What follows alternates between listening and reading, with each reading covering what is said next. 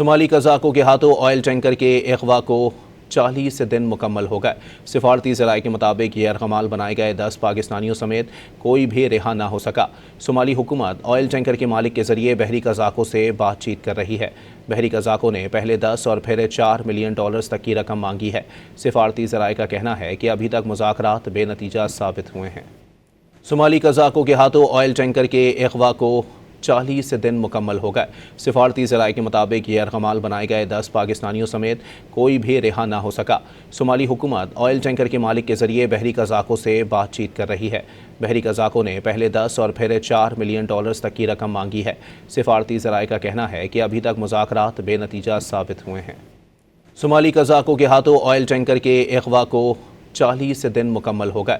सिफारती ज़राए के मुताबिक ये अरगमाल बनाए गए 10 पाकिस्तानियों समेत कोई भी रिहा ना हो सका। सोमाली हुकूमत ऑयल टैंकर के मालिक के जरिए बहरी कज़ाकों से बातचीत कर रही है। बहरी कज़ाकों ने पहले 10 और फिर $4 मिलियन तक की रकम मांगी है। सिफारती ज़राए का कहना है कि अभी तक मुज़ाकरात बेनतीजा साबित हुए हैं।